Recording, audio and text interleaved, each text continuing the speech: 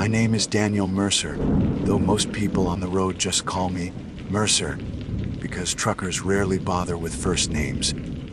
I am 45 years old, born in a small, coal-dusted town in Pennsylvania, and I've been driving 18-wheelers for nearly 20 years. The highways are my second home, and in many ways, they are more familiar to me than the walls of my rented apartment in Harrisburg. I know the rhythm of the road, the loneliness of the night shift, the way the asphalt hums beneath the weight of a rig carrying 30 tons of freight. To me, highways are living veins stretched across America, pumping commerce, stories, and sometimes secrets. I introduce myself with formality because names matter. A name grounds a person. When you spend nights barreling down endless strips of blacktop with only the voice of a CB radio or static-filled AM station for company, it is easy to lose yourself in the anonymity of truck stops, mile markers, and shadows. My name is what separates me from becoming just another ghost on the road. That distinction will become important because not every traveler I've met was meant to be there, and not every road I've driven should have existed. On the evening my story begins, I had been tasked with hauling a shipment of industrial tools from Pittsburgh to a distribution center outside of Indianapolis.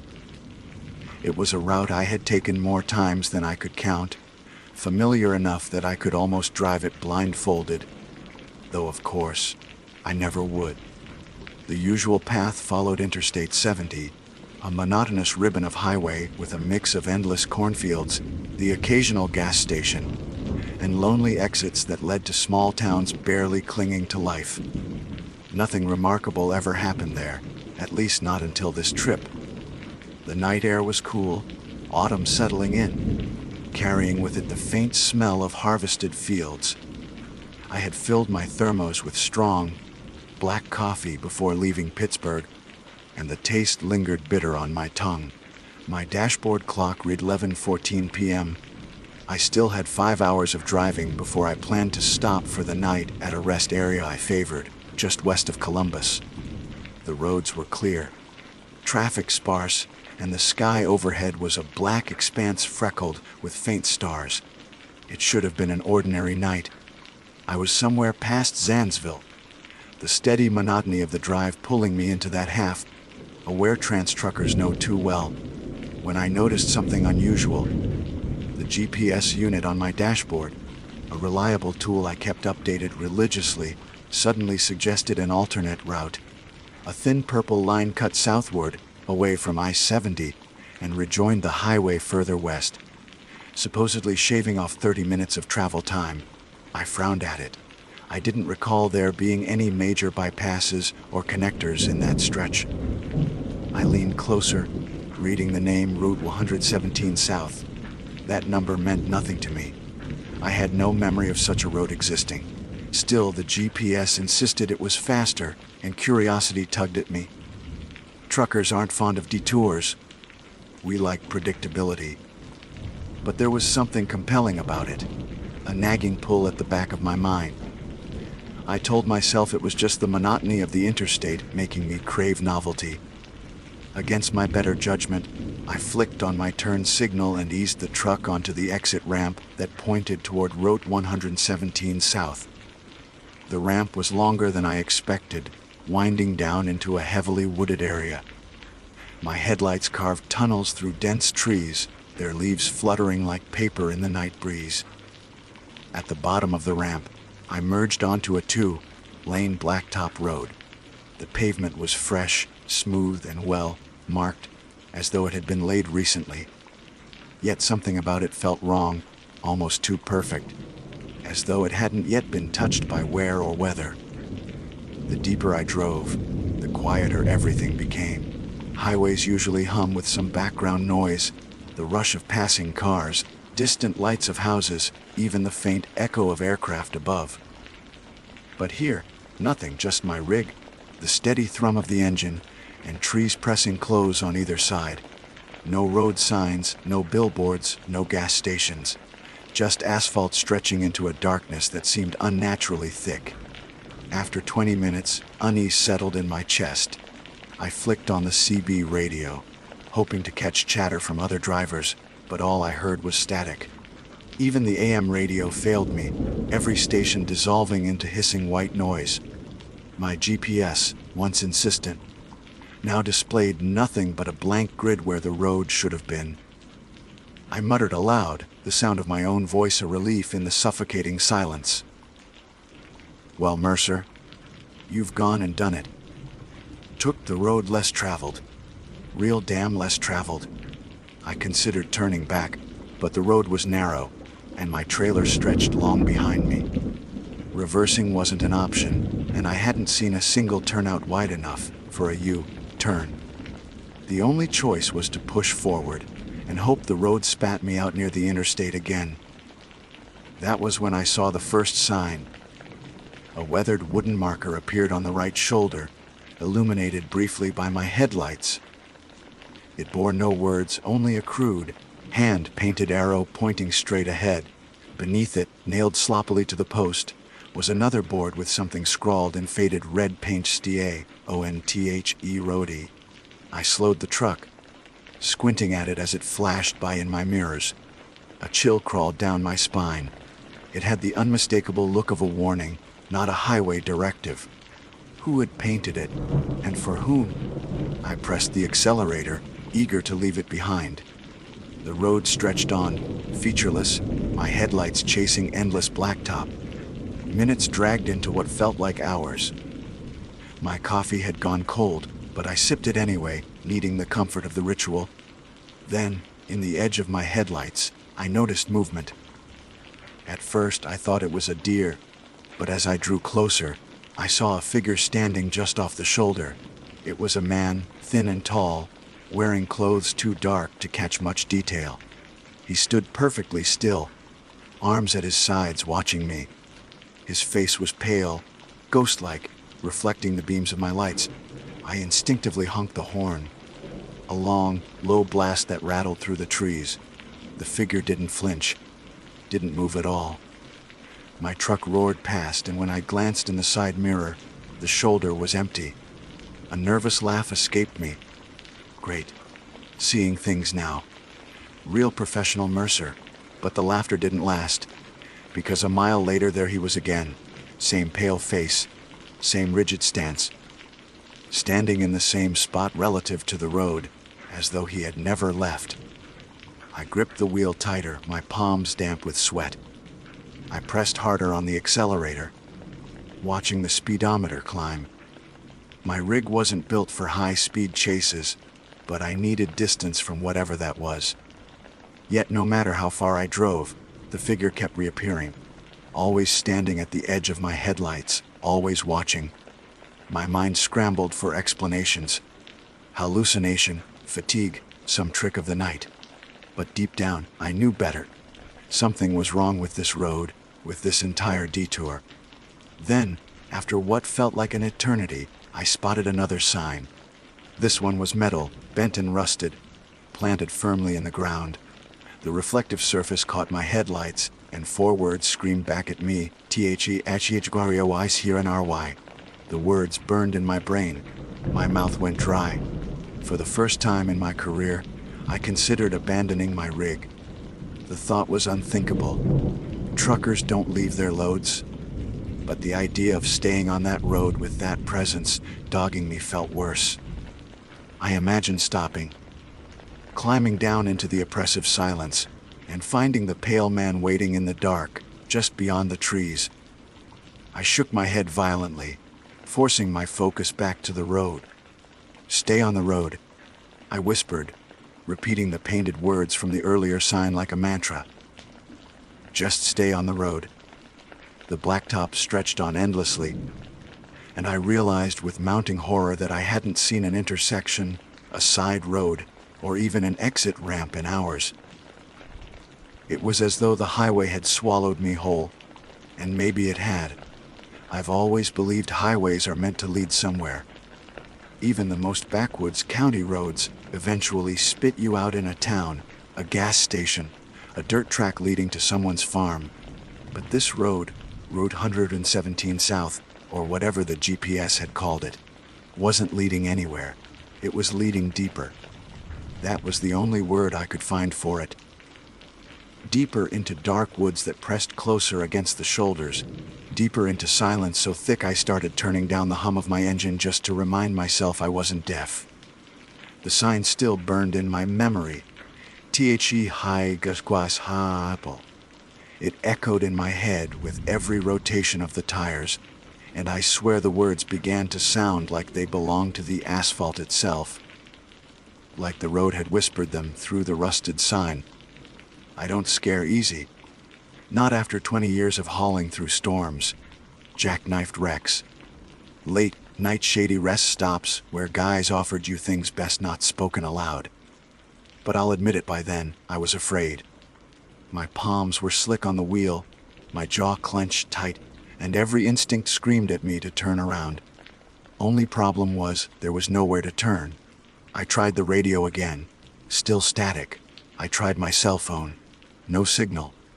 Not even a single bar. Just a dead screen with the useless words, "No service." That's when I realized I was alone. Not just alone in the truck, but alone in a way that went beyond isolation.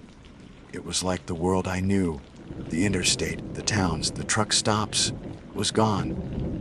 I was in some pocket where only this road existed, and I was not the only thing using it. At first, I thought my eyes were playing tricks, but then I noticed shapes in the tree line. Not figures this time, not the pale man, something else. Shadows that were too large, too hunched, their edges jagged, moving in ways trees didn't move. They stayed just out of the beam of my headlights, but they kept pace with me. My foot pressed harder on the accelerator. 80, 85. The rig wasn't meant for that kind of speed, but I couldn't help it. I wanted distance. I wanted those things out of my periphery. Then, as suddenly as they appeared, the woods ended. The road opened into a wide clearing, and to my shock, I saw buildings. An entire town lay ahead, dim streetlights, a row of storefronts, a water tower in the distance. Relief flooded me. Civilization. People gasped, maybe even a police station. I slowed, scanning for a name. Most towns announced themselves with a green sign. This one didn't. I eased the rig into what looked like a main street. The headlights swept over darkened shopsy. A diner with peeling paint, a hardware store with cracked glass, a gas station with pumps so old they still had rolling number dials instead of digital screens. Every building looked abandoned. I leaned forward in my seat, squinting. No cars, no movement, not even a dog barking. Then I noticed the details. The diner's sign read OPN 24 AURs, but the letters were arranged backward, like I was reading them in a mirror. The gas station's price board listed numbers that made no sense, 3.66, 4.99, 1.02, 999, all stacked with no order, and the water tower in the distance. Instead of a town name, it bore a single word in dripping black paint, EFE. I slammed the brakes and the rig hissed to a stop in the middle of the road. My heart hammered in my chest. This wasn't civilization. This wasn't salvation. This was bait. As if to prove the thought, a light flickered on inside the diner. I froze, staring. A dim glow filled the greasy windows, and for a moment I thought I saw shapes moving inside. Human shapes. My instinct told me to drive past, keep going, but some part of me, the part that still clung to reason, argued that maybe, just maybe, someone could explain what was happening. I shifted the truck into neutral, set the brake, and climbed down from the cab. The air outside hit me cold and damp, heavy with the smell of wet earth. My boots echoed against the cracked asphalt as I approached the diner. The closer I got, the more wrong it looked. The door wasn't glass but polished metal, reflecting me in a warped funhouse stretch. The "Open" sign buzzed with a sickly green light, and as I reached for the handle, I realized the shapes moving inside weren't moving at all. They were mannequins, dozens of them, seated at tables, posed mid-bite with plates of rotten food before them. The stench hit me then, thick and sour. The mannequins' faces were painted with crude smiles, their glassy eyes fixed on the door like they'd been waiting for me. I staggered back, bile rising in my throat. My truck suddenly felt miles away. Then one of the mannequins blinked. I swear it. The eyelids closed, opened again, slow and deliberate. Its painted grin widened, stretching unnaturally across its face. That broke me. I bolted back to the rig, my boots pounding against the pavement. The silence of the town broken only by the frantic rasp of my breath. I climbed into the cab, slammed the door, and gunned the engine. As the diner faded in my mirrors, I saw the door swing open. Figures stepped out, not mannequins anymore, but people, or things shaped like people, walking stiffly into the street, watching me leave. I didn't stop. Couldn't stop. My rig thundered through the town, past storefronts that seemed to shift as I passed. One moment a barber shop, the next a funeral parlor. Windows reflected faces I knew weren't mine. At the end of the street, the road narrowed again, slipping back into black forest. I drove until my eyes blurred and my body ached, until the clock on the dashboard rolled past 3 a.m. The town was long gone, but the fear hadn't left me. I kept expecting the pale man to appear again, or worse, for those mannequins, that weren't mannequins, to be standing in the road waiting. But what I got was worse.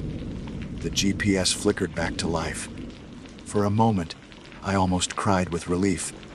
Maybe I was finding my way back. But when I looked closer, I saw the display had changed.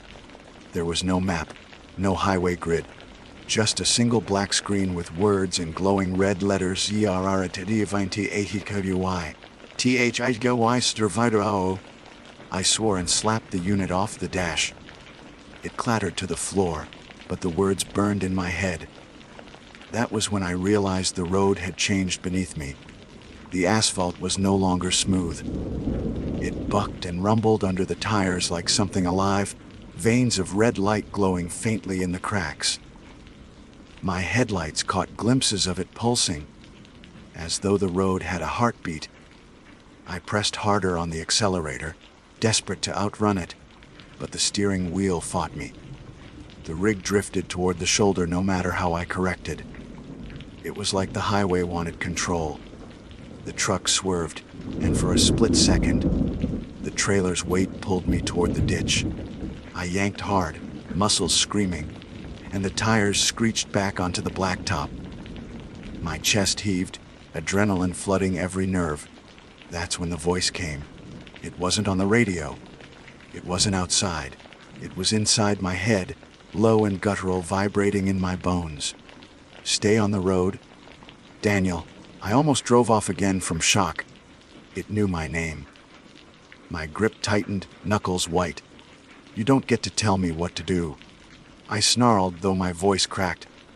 The laugh that answered was deep, cavernous. You chose me. Now you drive until I'm done. I don't remember screaming, but my throat burned afterward.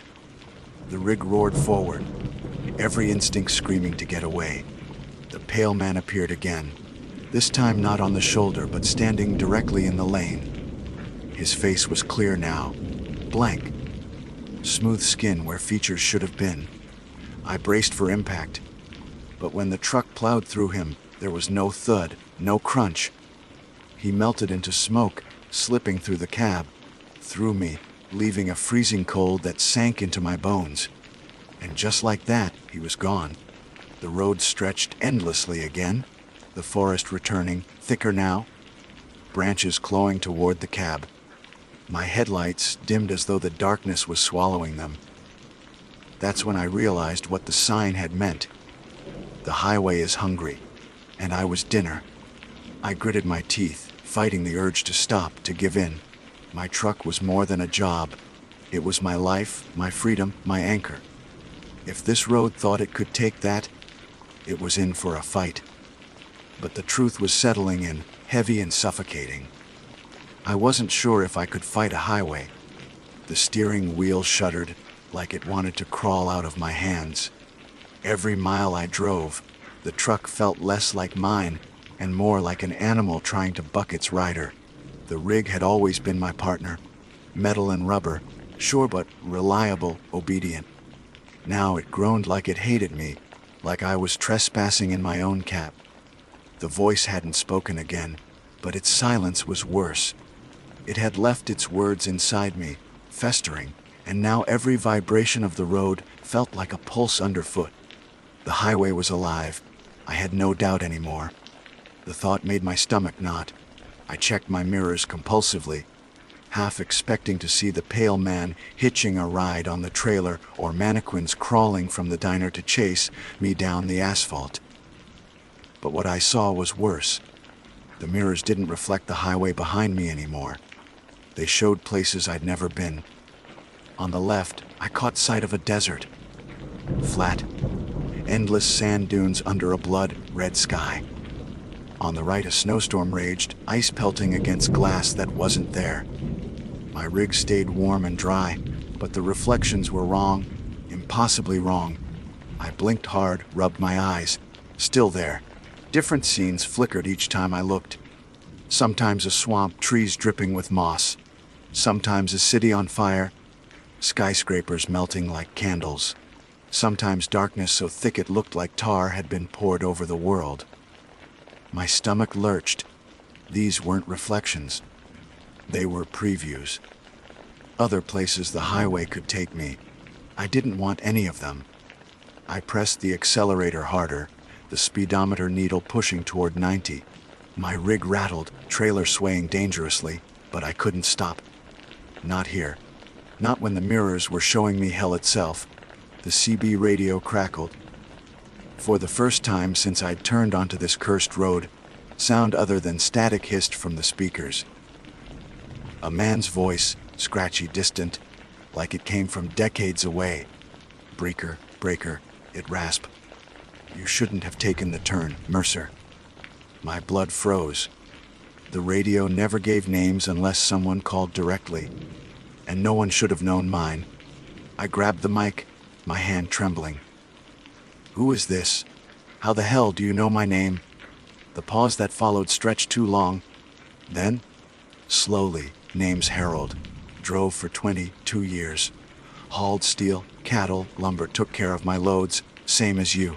And I made your mistake. I took the highway. The voice cracked, coughing like gravel. "It don't let you leave." I gripped the mic so hard my knuckles popped. "What is this place? Where the hell am I?" Silence. Static hissed, then Harold's voice returned, weaker now. "Don't matter where. Matters when. Highway don't run through space, Mercer. Runs through hunger. Every mile you drive feeds it. Every breath you take it owns." I slammed the mic down. I didn't want to hear any more, but the words stuck like hooks in my brain. I remembered the sign. Tichizuibalaya Sangarwai. My headlights flickered. For one terrifying second, the world went black. When the beams surged back, something stood in the road ahead. Not the pale man. Not mannequins. Something bigger. It was hunched, long-limbed, skin the color of ash. Its arms dragged across the asphalt, claws scraping sparks. Its face was stretched too tall, mouth opening and closing without sound, eyes bulging like headlights themselves. I swore, yanked the wheel, and the rig screamed as it veered. Tires shredded gravel, trailer fishtailed, the beast inches from my grill. Then it vanished, just gone, sucked back into the dark. My chest heaved, sweat pouring down my back. I realized with sick certainty that the road was testing me, playing with me, like a cat batting a mouse before it bit down. That was when the dashboard clock froze. 3:17 a.m. The second hand ticked once, then stopped. I tapped the glass, hit the dash, but it didn't move. Time itself had stalled. I whispered, "Jesus Christ." The voice came back. Not from the CB this time. From the passenger seat. Not Jesus. Daniel. I whipped my head around. The pale man sat there, smooth face gleaming in the dashboard light. His head tilted like a curious dog. Eyeless sockets staring where my face should be. I screamed, a raw, panicked sound and slammed the accelerator. The truck howled forward, but he didn't budge, didn't sway with the motion. He was anchored there still and steady, like he'd always been part of the cab. Get out! I bellowed, slamming my fist against the steering wheel. This is my truck. The featureless face twitched, mouth splitting open. Black teeth filled the gap, rows upon rows. His voice gurgled out low and calm. Not anymore. I grabbed for the tire iron I kept behind the seat, swinging wildly. The iron whistled through empty air. He was gone. My breathing turned ragged. My knuckles hurt from how hard I gripped the wheel. I'd never felt powerless like this. I'd fought winter ice, hydroplaning, brake failures. Near head, ons with idiots who thought they could beat a semi at 60 miles per hour. But this wasn't machinery, wasn't weather. This was the highway itself, bleeding into me. I wanted to cry. Instead, I laughed. Short, hysterical bursts I couldn't control. The sound filled the cab like it belonged to someone else. And then, the road changed again. It widened. From 2 lanes, it spread into 4, then 6, then 12, stretching into a monstrous highway with no shoulders, no exits, no signs. My headlights couldn't catch the end of it. Asphalt stretched to infinity, glowing faintly red like an open wound. And I wasn't alone anymore. Trucks appeared in the other lanes, roaring past me at impossible speeds. Old models, Max, Peterbilts, Freightliners. Some so rusted they looked decades dead. Their drivers stared straight ahead, faces slack, skin gray. Some had no faces at all, just smooth skin like the pale man. I tried flashing my lights, honking, anything to make them notice me. Nothing. They barreled forward. Endless convoy in an endless night. One drew closer, matching my speed. I glanced over. The cab was shattered, windshield gone. The driver's seat held nothing but bones, still gripping the wheel. A CB Mac dangled from its jaw, swinging as if laughing. I nearly vomited. That was Harold. The radio crackled. His voice again, faint, fading. Mercer, don't let it take your name. The convoy swallowed me, rigs thundering on all sides. My little pocket of reality shrank. It felt like drowning in steel and diesel. I stomped the accelerator. My rig wailed, engine straining, trailer shaking. 95, 100. The convoy blurred, dissolving into streaks of rust and bone. And suddenly, I was alone again, but not free.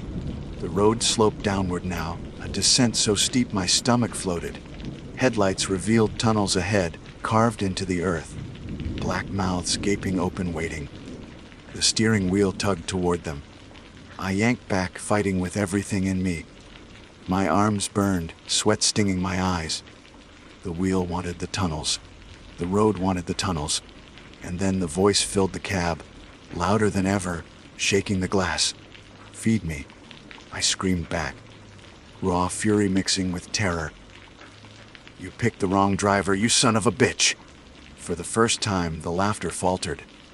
The voice growled, low and uncertain. That gave me strength. I pulled harder, muscles tearing fire through my shoulders.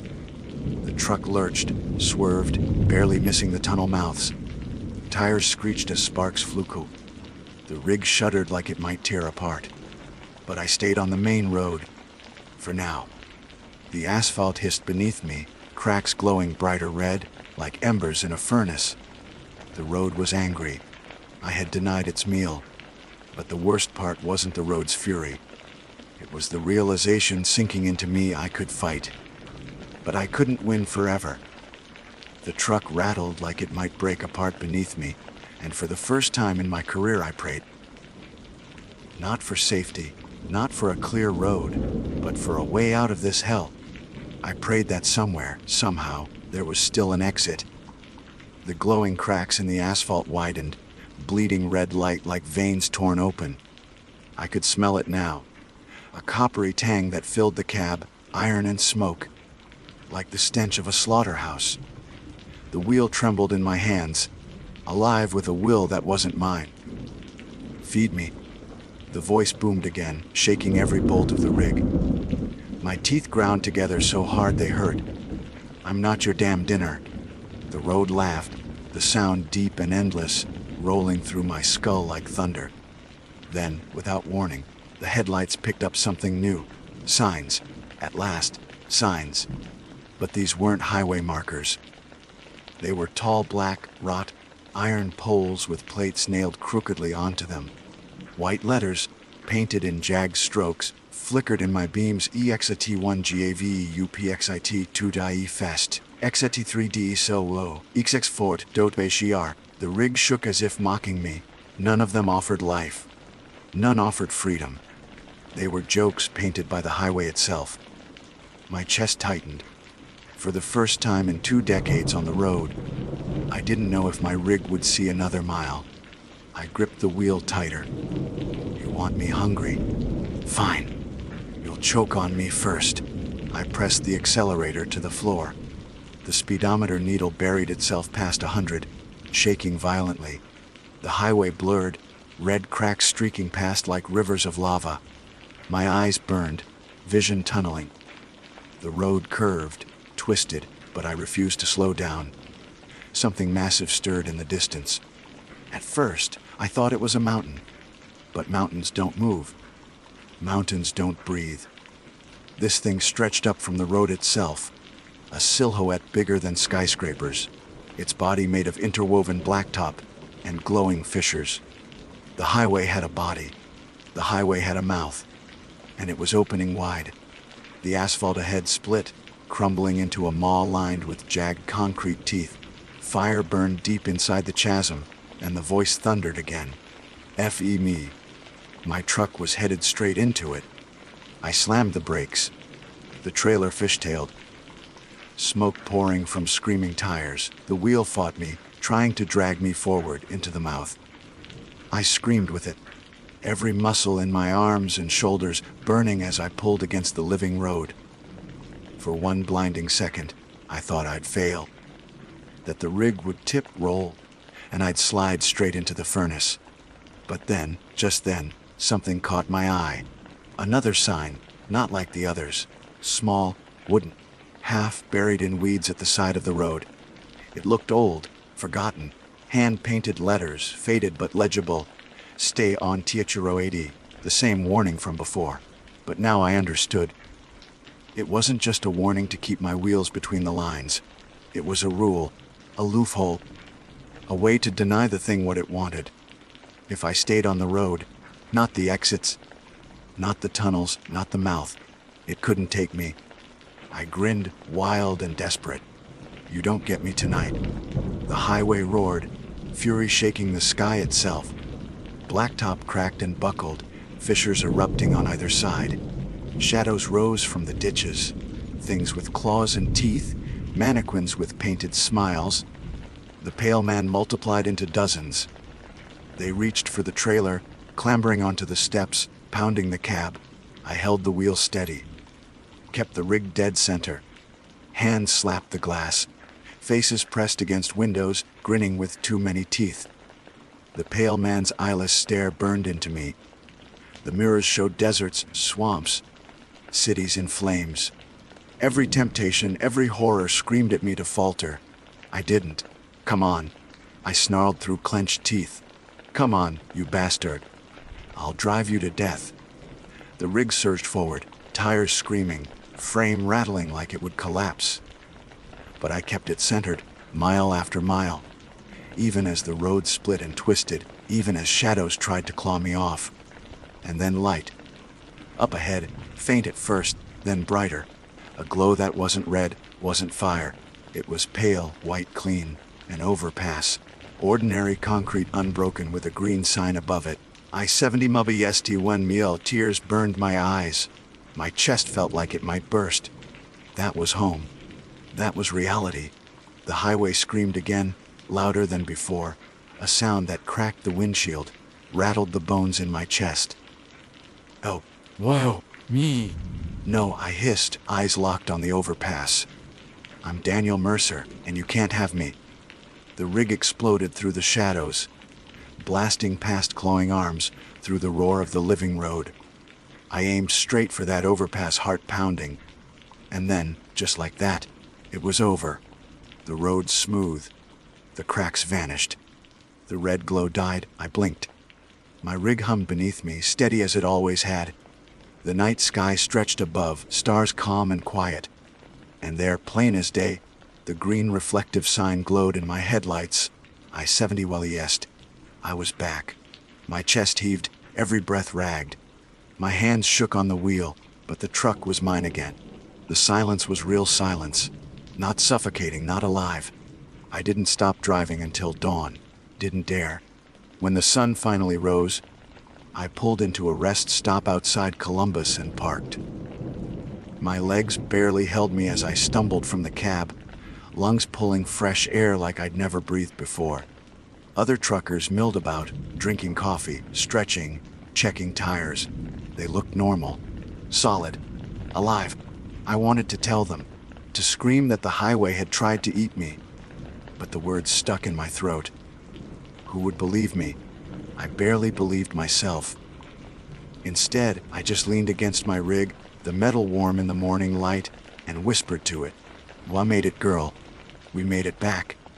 But as I said it, I noticed something. The GPS on the dashboard had powered itself back on. The screen was blank, except for a single line of text in glowing red letters. Stay on Tiro AD. My blood ran cold, because the words weren't just a warning anymore. They were a promise. And I know deep down, one night soon I'll hear the highway calling again.